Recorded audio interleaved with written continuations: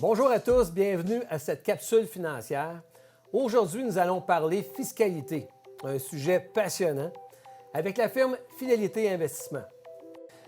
Fidélité est une firme de Boston, un des plus grands gestionnaires de ce monde, et j'ai invité Paul Blancpac, qui est vice-président district, pour nous aider à traiter du sujet.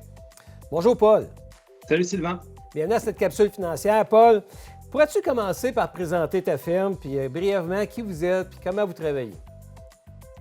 Oui, premièrement, je voulais vous remercier de nous donner l'opportunité de parler aujourd'hui. La fiscalité, c'est un sujet qu'il ne faut pas négliger au quotidien et il y a vraiment une énorme plus-value à aller chercher dans ce secteur-là. Brièvement, Fidélité est peut-être moins connue au Canada parce qu'on n'est pas une compagnie qui est ce qu'on appelle directe. On n'a pas de bureau sur la rue avec le logo Fidélité, ce qui n'est pas le cas aux États-Unis. Aux États-Unis, on a des succursales bancaires un petit peu comme une banque qu'on aurait ici au Canada. Au Canada, on a pris une approche un petit peu plus, on est en arrière. Vous ne nous voyez pas souvent, on travaille dans l'ombre, mais on travaille principalement avec les conseillers en placement. Donc, c'est seulement les conseillers qui peuvent nous utiliser et on n'a pas de distribution directe. Aux États-Unis, ce qui nous caractérise, c'est qu'on fait toute notre recherche nous-mêmes. On est les pionniers et le principal gestionnaire actif au monde, à peu près 5 trilliards de dollars US sous gestion. Donc, ça vous donne un ordre d'idée, c'est à peu près 2 fois le marché canadien au complet en actifs sous gestion. Notre taille nous donne certains avantages, entre autres, passer du temps à mettre des structures fiscalement avantageuses, qui est le sujet de la conférence d'aujourd'hui. Oui, Paul, aujourd'hui, on veut parler de fiscalité. Vous avez une façon de faire qui s'appelle catégorie de société. Peux-tu nous expliquer ou expliquer aux gens, c'est quoi ça, catégorie de société, de comment on peut l'utiliser? Oui, alors, catégorie de société, c'est quelque chose qui a été inventé il y a bien longtemps. La réglementation a évolué au fil du temps. Pour simplifier un petit peu, qu'est-ce que c'est la catégorie de société? C'est une structure fiscale qui permet de convertir les revenus d'intérêt en gains de capital. Je vais vraiment simplifier le processus, puis vraiment, s'il y a des fiscalistes qui m'écoutent, soyez indulgents. Mais à des fins de simplicité, en fait, ce qu'on fait, c'est qu'on prend des fonds communs de placement, puis on incorpore une compagnie qui va englober ces fonds-là. Donc, comme une holding company, comme on dit en anglais. Puis, avec cette structure-là, on va prendre les distributions d'intérêts, on va essayer de les absorber en essayant de les annuler avec les frais de gestion qu'on a sur nos fonds communs de placement. Donc ça, c'est le premier étage d'efficience fiscale. Ensuite, on peut prendre des pertes qu'on a sur certains titres pour aller annuler des gains qu'on a sur d'autres titres. Exemple, en 2022, on aurait pu avoir des pertes sur des titres comme, je ne sais pas moi, Shopify qui a beaucoup descendu. Peut-être qu'on a déclenché des pertes pour aller ailleurs. Ces pertes-là, elles vont pouvoir nous permettre d'annuler des gains de capitaux futurs. Vraiment simplement, c'est comme ça que la catégorie de société est construite en ce moment. Puis vraiment, puis on pourra aller plus en détail, mais le principal avantage, c'est qu'on élimine les revenus d'intérêt. Et les revenus d'intérêt, comme vous le savez, sont la catégorie d'actifs qui est le plus taxée au Canada. Paul, dans quelle situation cette façon de faire est le plus avantageuse? Alors, c'est vraiment beaucoup plus avantageux quand on a des fonds avec du revenu fixe, avec des fonds équilibrés. C'est de loin là où est-ce que l'efficience fiscale devient beaucoup plus avantageuse. Pourquoi? C'est parce que on va le dissocier. Par exemple, si vous avez des fonds d'actions, 100% actions, la catégorie de société va vous permettre de diminuer vos distributions taxables grâce à notre structure. Souvenez-vous ce que je vous ai dit, on est capable d'absorber une bonne partie du gain de capital, pas la totalité, mais on essaye d'absorber une bonne partie. Fait que pour la partie action, il y a une efficience fiscale qui est prouvée, qui est là, mais vraiment, dès qu'on a du revenu d'intérêt dans les portefeuilles, c'est là que la catégorie de société vraiment devient de vraiment plus utile. Parce que la structure permet d'éliminer les revenus d'intérêt au complet. Puis comme vous le savez très bien, un revenu d'intérêt est taxé avec un taux d'imposition maximal. Donc, je prends toujours l'exemple, par exemple, un CPG, les fameux CPG que beaucoup de monde utilisait l'année dernière à 5% de distribution. Si vous avez une distribution de 5% sur votre CPG, vous avez quasiment la moitié qui est payée en impôts. Donc, tandis que si vous êtes dans une structure fiscalement avantageuse en catégorie de société, si vous avez un 5% de rendement, vous allez avoir une infime portion d'impôt, ce qui ferait que vous payerez énormément moins d'impôts et votre revenu net, entre guillemets, serait beaucoup plus élevé. Dis-nous, qui a accès à cette structure, cette façon de faire?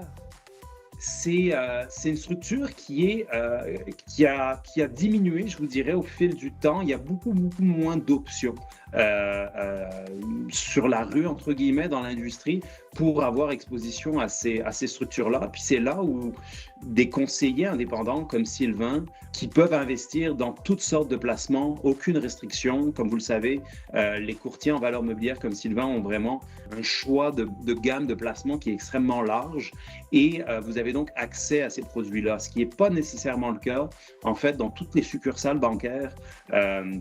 En fait, il n'y a plus aucune banque, sauf erreur de ma part, je suis sûr à 99% qu'il n'y a aucune banque au Canada en succursale bancaire qui a encore des fonds en catégorie de société. Certaines en avaient, mais elles ont toutes été effritées, émiettées et elles ont pas mal disparu dans toutes les succursales bancaires. Donc, c'est un petit peu seulement les conseillers indépendants qui ont accès à ces structures-là et qui permettent de mettre des structures fiscales beaucoup plus avantageuses. Puis la catégorie de société est un des exemples qu'on peut utiliser. Il y avait plein d'autres outils que vous avez accès aussi. Mais pourquoi que les gens entendent très peu parler de cette façon de faire? Malheureusement, c'est que la catégorie de société est plus aussi utilisée qu'elle l'était dans le passé pour la raison que j'ai donnée un petit peu, c'est que on a beaucoup de banques n'ont plus accès à ces structures-là, donc on arrête de proposer ces solutions-là aux clients au point que parfois nous on rencontre des comptables et les comptables n'ont jamais entendu parler de catégorie de société et ce qui est quand même fascinant. Anecdote, ma copine est fiscaliste puis elle n'avait jamais entendu parler de catégorie de société. Donc, c'est vraiment quelque chose qui a été un petit peu délaissé. La raison, c'est que tout simplement moins d'offres. Moins d'offres dans la rue sur ce genre de produits-là. Et la catégorie de société avait d'autres avantages dans le passé qui ont été enlevés. C'est aussi pour ça.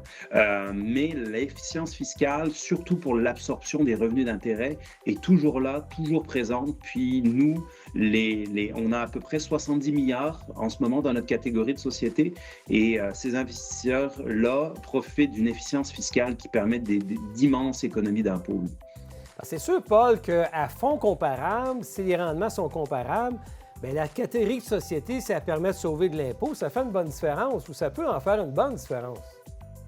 La règle de Pouce que j'utilise souvent, vraiment, c'est vraiment une règle de Pouce, mais c'est quasiment 1% d'impôt, c'est quasiment 1% de rendement en plus que vous aurez dans vos poches. Fait que, parce qu'on est capable de calculer, parfois on a des fonds qui ont une version catégorie de société ou une version normale, entre guillemets, ce qu'on appelle la version fiducie.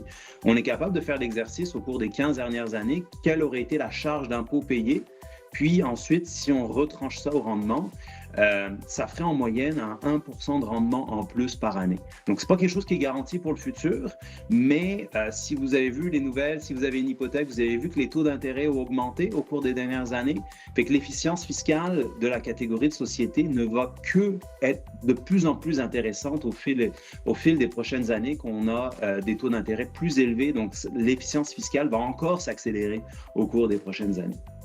Est-ce qu'il y a d'autres façons fiscalement avantageuses d'investir ses argents avec fidélité? Oui, alors une solution qui, elle, est même un petit peu plus disponible, mais encore une fois, pas tout le monde est exposé à ça, c'est les séries T. D'ailleurs, petite anecdote, Peter Bowen, qui est notre directeur fiscalité chez Fidélité, c'est lui qui a créé ça au Canada dans les fins des années 90. Fait que les séries T, en français, série PRST, il y a plusieurs acronymes. En finance, on adore donner plein d'acronymes différents pour la même chose, français-anglais. Mais il y a les séries T qui sont des séries qui permettent de redistribuer le PBR, le coût comptable, aux investisseurs. Donc, c'est une structure fiscale que vous pouvez parfois retrouver en succursale bancaire, mais encore une fois, des gens comme Sylvain, qui sont conseillers en plein exercice, ont une panoplie d'outils à disposition et les fonds ancienneté, ça en fait partie. Ça permet de différer l'impôt dans le temps, puis d'avoir des liquidités non taxables. C'est pas le sujet d'aujourd'hui, mais ça fait parmi d'autres outils que vous pouvez appeler votre conseiller, puis ils peuvent vous parler de ces solutions-là pour essayer de différer de l'impôt. Puis encore plein d'autres solutions qu'on malheureusement n'aura pas le temps de les aborder, mais il y a plein de solutions pour éviter une charge d'impôt non nécessaire. En fait, si je peux enchérir sur la série T, série PRST, l'idée, c'est de donner du revenu annuel ou mensuel aux clients, reporter les impôts, puis de baisser ces impôts-là quand elles seront à payer. Grosso modo, c'est exactement. C'est décider quand est-ce que vous voulez payer votre impôt au lieu de subir une imposition. Parfois, il y a des gens qui ont un taux d'imposition marginal élevé. Je prends un exemple. Souvent, un exemple qu'on prend, c'est quelqu'un qui est à la retraite, mais il a 4 blocs d'appartements de 10 portes qui génèrent énormément de revenus. Cette personne-là n'a peut-être pas nécessairement, même s'il est déjà en décaissement dans ses placements, il n'a peut-être pas nécessairement envie d'être taxé tout de suite. Peut-être qu'il a envie de prendre l'imposition sur ses placements, la différer dans 10 ans quand il n'aura peut-être pas ses revenus.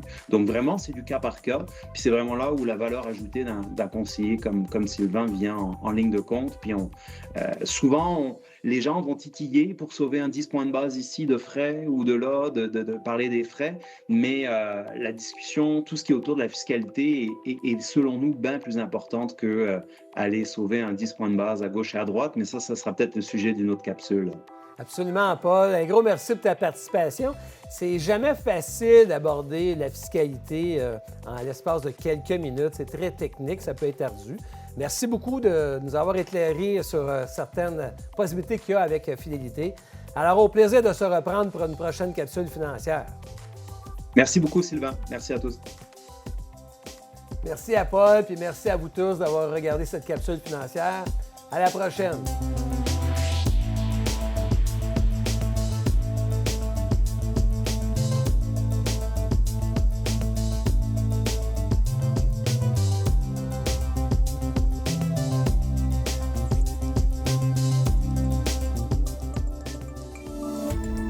Cette émission d'Accès est appuyée par Cogeco et est rendue possible grâce à la collaboration de la communauté avec Nous TV.